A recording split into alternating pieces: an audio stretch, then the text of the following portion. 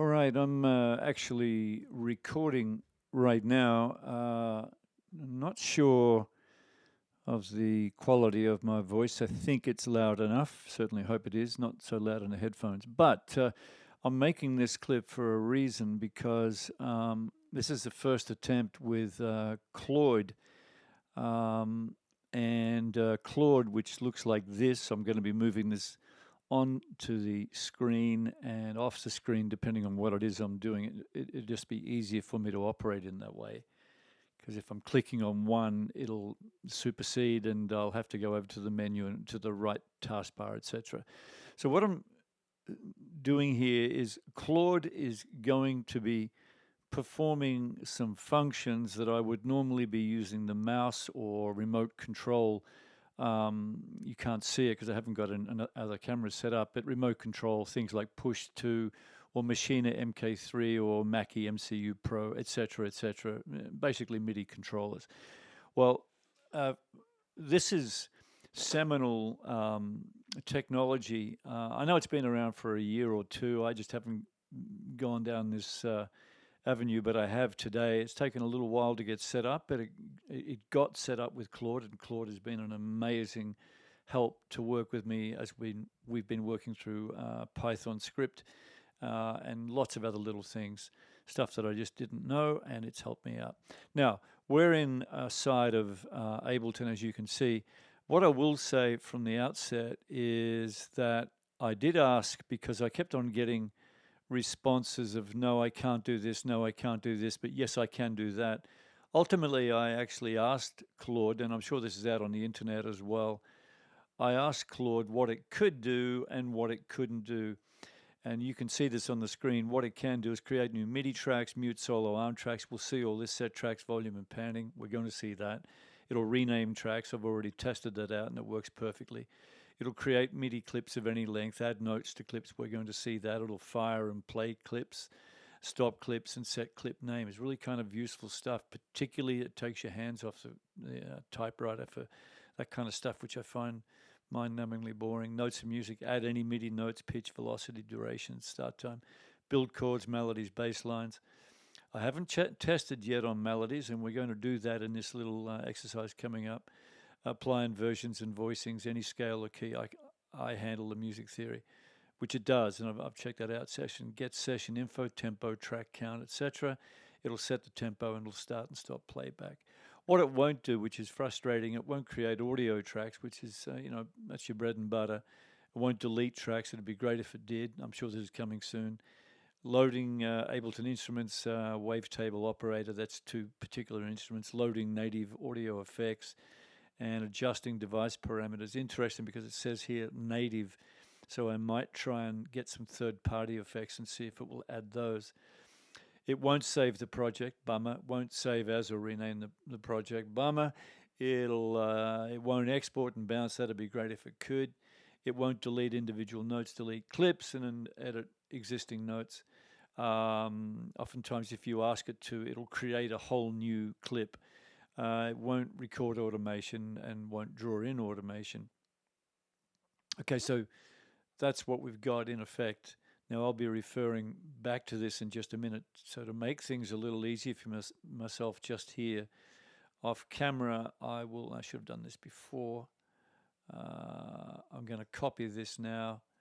And really quickly, you can see all this. You can see the behind the scenes stuff. Going to put this over onto oh, come on, get out of there. Don't do that to me. It's going to come over here. And I'm going to paste that down. Bear with me for a sec because I'm losing my OBS, basically my TV. Oh, come on. Yeah, oh no, it's copied everything, but I can see it now. That's cool. Great. All right, so I'll just move that over. No, I can't do that. I wonder if I can condense this notepad. I'm pretty sure I can. And I have, so I can see everything clearly. All right, sorry for the lengthy, longer than necessary preamble. Right now, we're here. Now, I can communicate with Claude, which you're looking at here, only by a MIDI, a USB microphone, not by this microphone, unfortunately, because the UAudio UAD sound card that I'm using won't lock into, at least I haven't found a way for it to lock into the Mac system.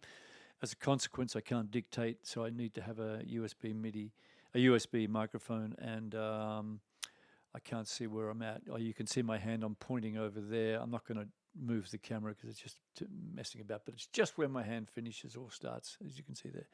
It's where the microphone is. So let's get started. I'm actually going to click on the little microphone icon here. Okay, hi, can you add a new MIDI track, please?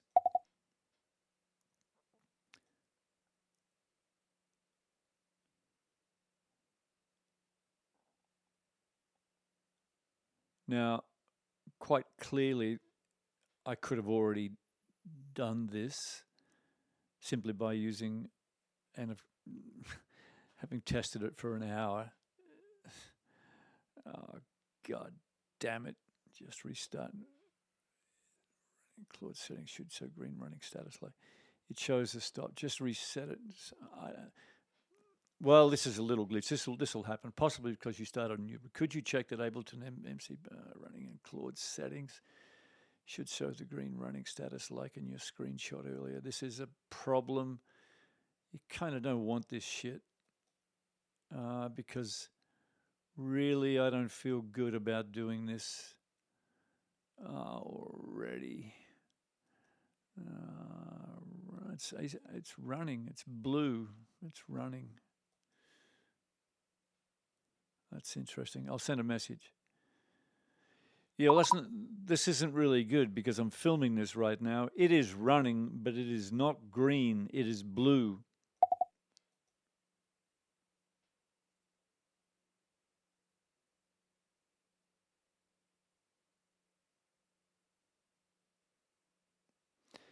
All right, so it's communicated to me, and you saw that there. It's cool. I mean, what can go wrong can go wrong. So you don't mind it, although you're trying to do a little presentation. You want it to actually work. Okay. Now I know it can't change the colors. I've already gone in there. That was that thing I was saying before about it disappearing. So I've got to go over there. I'll quickly move it off camera. I'll change the color of the track to something that's better than purple. I absolutely loathe. And that didn't do that for some. Oh, I know why. Okay, cool. And bring it back in so we can see. So there's, transparency, blah, blah, blah. Now, what I wanted to do next. Okay, can you rename this track Saturday, May 2?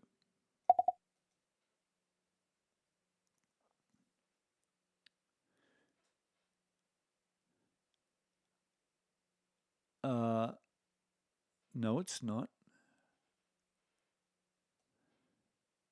No, it's not. The track hasn't been renamed. Can you check? It is track 30. I want track 30 changed to Saturday, May 2.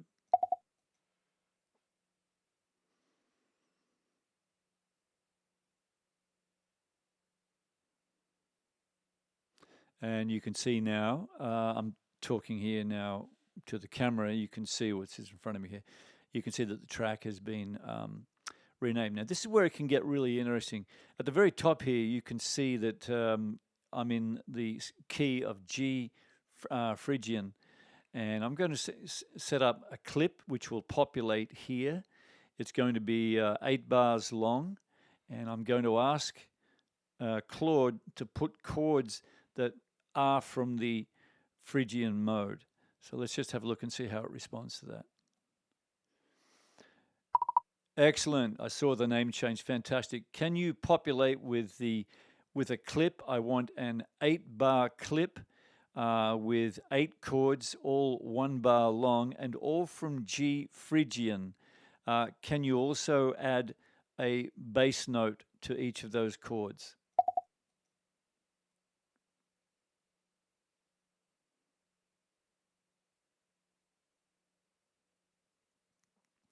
And here it goes. It'll give out some information. 1 bar each. Now I can't see that just yet, but let's have a look. Let's have a look over here. Bang, there it is there.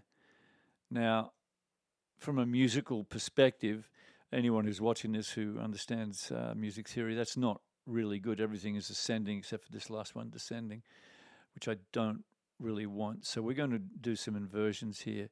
And I'm going to say that I want the top note, because at the moment you can see I'm set to scale. Anything that's listed marked as purple, another reason for not liking purple, it's just too dominant here. I'm actually going to set up that I want the highest note to be A flat 2. So I'll bring back, I wish I didn't do that, it's a bit of a problem. Yeah, that's good. That's good. So thanks on that one. But what I want now is I want the chords inverted, that the overall highest note is A flat 2, so that everything will be underneath A flat 2. And also I want the bass line to vary between ascending and descending.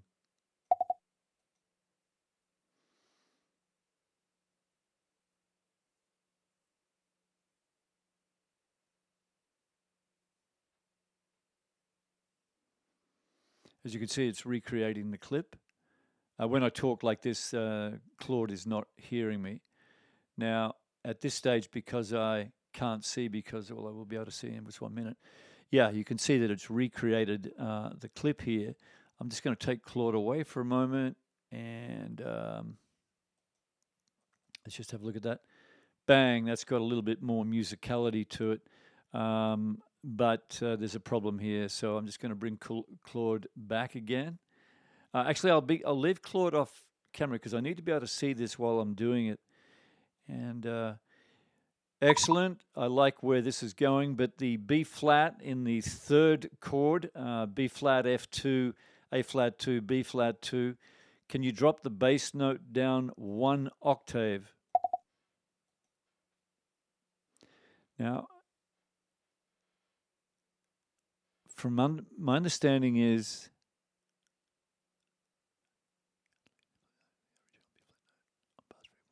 still there alongside the new B flat 0.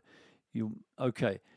Now I can't see that there, so I think what it's done, it's created a new clip. This doesn't strike me as a problem if it has done the new clip, and it hasn't.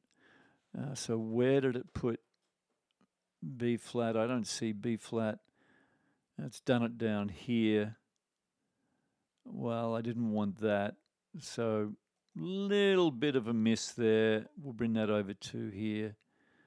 Drop it down there. That's what I wanted there. Let me just, and I thought we were going to go into a crash. Something not quite right here.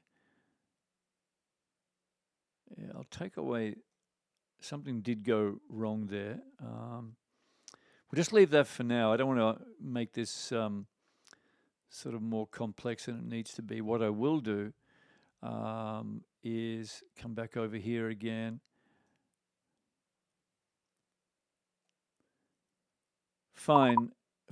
Can you rename the clip now? Can you call it SB sample 1, Phrygian G?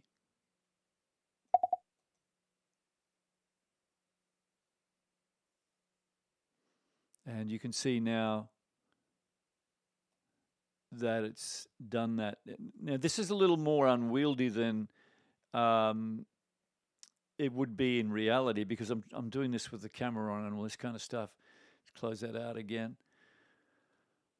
I'm going to have now, I want Claude now on a different track. Now, one thing that it won't do is it won't bring in instruments. I think I went over that a little earlier. So what I'm going to do now is place an instrument. I have no idea what this is going to sound like, but I'll bring over an instrument now. I can't do that when I come from the way this is working at the moment. Something is bugging me big time. Anyway, we put down an instrument. We put down this little fella here. I know that it's going to probably be pretty loud, so what I'm going to do is come over to audio effects. I'm going to come into dynamics. I'm going to drop a limiter on there, and I'm going to drop the ceiling down a little bit. I don't want it to blow out, plus I'll also bring the volume down. And Now I'm going to get back to Claude again, and Claude, can you fire the clip now?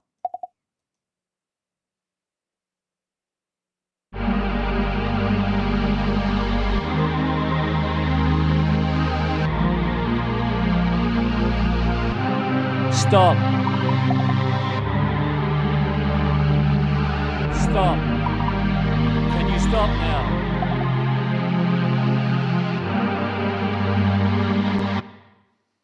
Cool, as I was talking to the wrong microphone, so it just didn't pick up the initial command.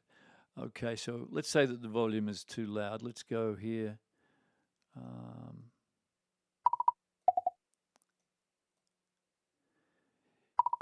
Can you lower the volume 4 dB?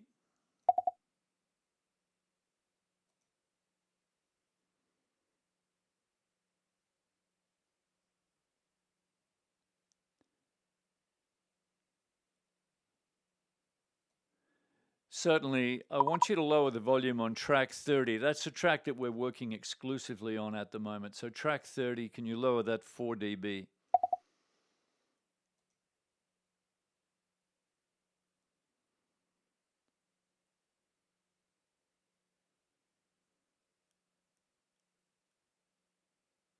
It's taking a little while because it's a new command. It hasn't been down this road. Unfortunately, setting track as a direct command, I can read the current volume, but I can't change it.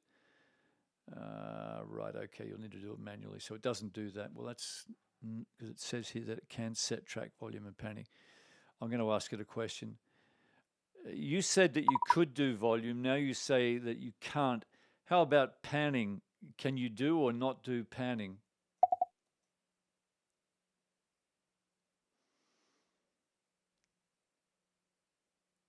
You're right to call that out. I apologize for the confusion. Let's be honest about what I actually know. Earlier in our session, I listed the volume and panning of things that should work based on Ableton MCP documentation. But when I just tried to change the volume, I realized I don't actually have a dedicated set volume or set panning tool available in the current current tool set. All right, so, whatever. So I wanted to drop it down. You can see I'm doing this on the on Ableton itself, drop it down around about 3 dB, and I was going to set it over a pan just to sort of see how that would all work. So we'll just do a couple more things before I get out of here. Again, I'll go back to Claude. I'll bring Claude back onto the screen, so full transparency, blah, blah, blah. Yeah, fine. Thanks for putting all that information out. Can you add another MIDI track, please?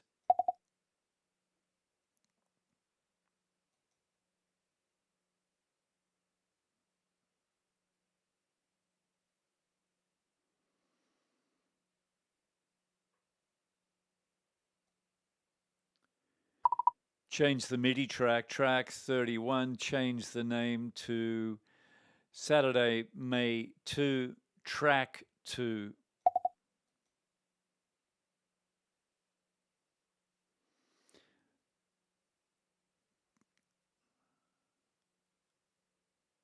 And now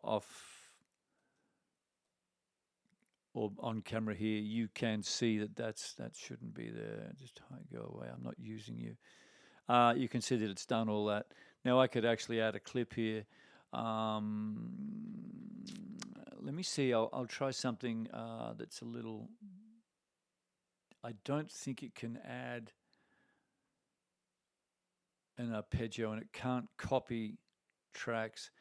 I'm going to call it quits there because I need to trial out a few things. And to be honest, this is confusing me with the idea that, not confusing me at all, it's just awkward at this stage with the camera, knowing that I have to have this sort of in view in the camera, that I need to look off screen to see things that it can do and can't do.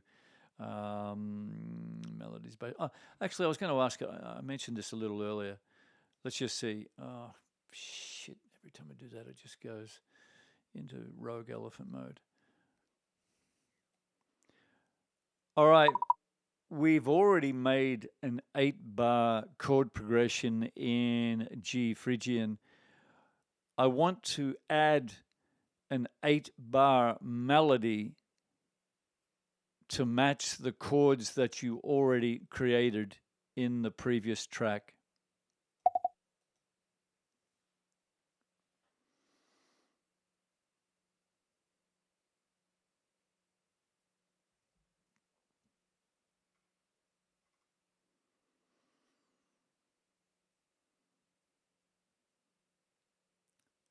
Now, my concern here, just because of the way that I articulated that, it may have done that on the pre-existing track. I'm hoping that it didn't. It has, unfortunately, so it's taken away the chords. It did not do it on the new track. Oh, it did, but it's done it on the new track. No, it hasn't. So everything is good there. Now, that's a good example of tenterhooks. When things go wrong, when you are just not confident or sure about what you're doing. I'm also using a remote control over here, which is just a lot easier to work with at the moment. But then again, new technology. Got to dig it. Right, so we already have an instrument over here. Now with this melody, I'm going to keep it really simple. I've already got a track over here called keys, and I'm just going to drag this melody across, and then I'm going to put it down onto the same scene, so you can see that lighter grayed area. We call that a scene, so scene 1, scene 2, and I'll just rename. I wonder if Claude can do this. Let me just ask, because it would be something that would be really handy. That's great. I haven't heard the melody yet, but I will be soon. I want to know, can you change the name of the different scenes?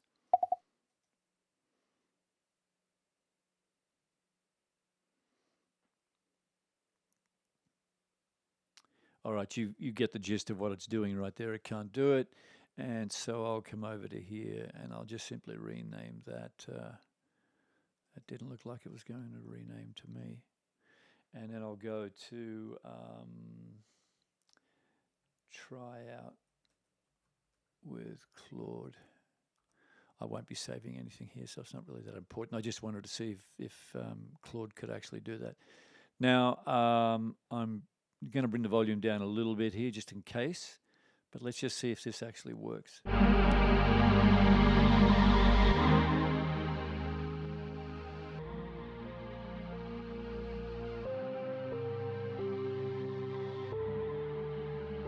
Really interesting. Now, terrible instrument selection here. Claude can't do anything on this one. That's fair and square on me. So what I'm going to do is go over to instruments, and I'm going to go over to piano and keys, and I'll just go to instrument rack, and I want a simple electric piano. That's all I want. I'll go to basic whirly amp and just, I've got to be on, which track am I? I should be on this track, I thought. Basic whirly, where did I see that? Oh, undo that. What an absolute moron. I was already there. And so what we've got then is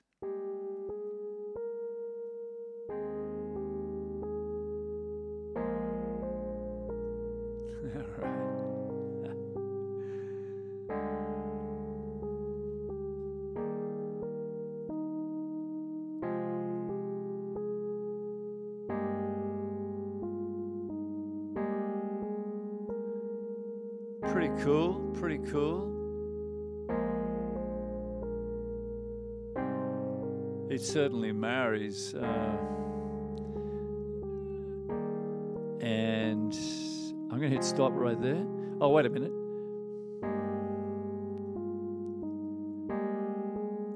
Claude, can you stop the clips?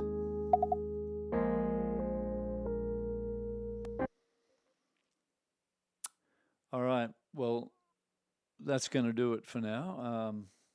I think I've given a pretty good idea of what's going on with Claude. I, I I don't know what this actually means. If I could really organize so that I don't have to use a second microphone, so that I could just do it all from the one microphone, that would be cool. That being said, using the USB mic is kind of handy because it doesn't feed back if I'm not using headphones, and if I'm just in the studio working normally. Um, you know, if anybody out there who's looking or who watches this can come up with some ideas that, or just some feedback in terms of maybe some easier ways to work with it, or in fact how they've taken it a long way further than I have, because this is the first go. And I got to say, it took me a good couple of hours to get it all set up. But yeah, it seems to be working. It's solid. And usually, if you get a problem, Claude's going to come through and help you. Yeah, okay, so I'm signing out. So thanks for taking time if you bothered to watch this, and we'll catch up at another time.